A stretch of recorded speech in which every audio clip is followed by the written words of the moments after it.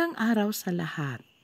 Ngayon ay pag-aralan natin ang isa pang alamat tungkol sa ang alamat ng pinya. Sana ay masiyahan kayo sa kwentong ito. Ngayon ay ikukwento ko sa inyo ang tungkol sa alamat ng pinya. Saan kaya nanggaling ang pinya? Ngayon, pakinggang mabuti ang kwentong ito. Ang tungkol sa ang alamat ng pinya.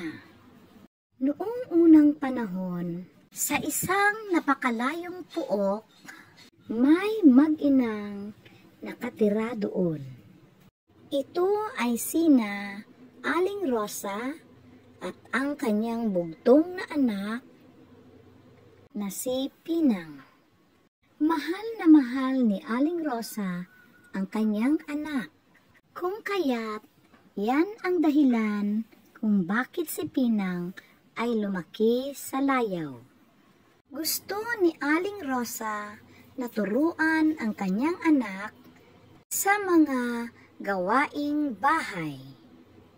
Ngunit si Pinang ay hindi mahilig makinig sa kanyang ina, kay Aling Rosa, dahil katwiran niya ay alam na niya ang lahat ng mga iyon.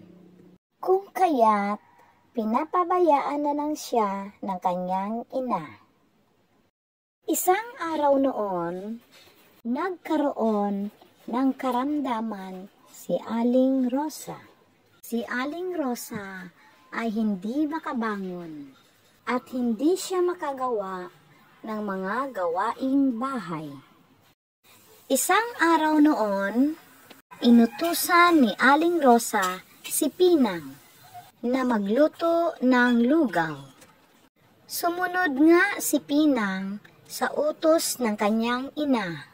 Ngunit, ang kinainisan ni Aling Rosa, dahil si Pinang ay maraming tanong sa kanyang mga ginagawa.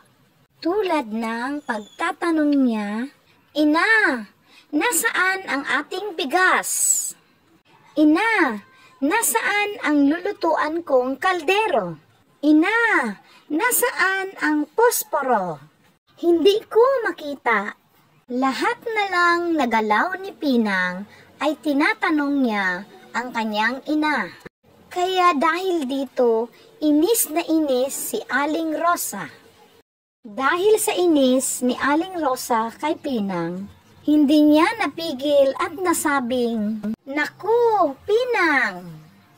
Sana ay matubuan ka ng maraming mata upang makita mo at mahanap ang mga bagay na gusto mong makita."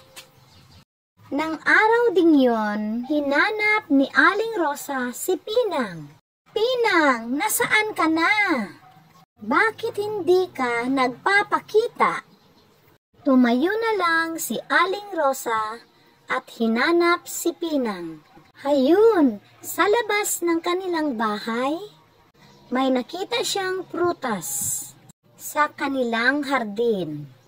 Tinawag niya itong pinya at dahil din sabay sa pagkawala ni Pinang.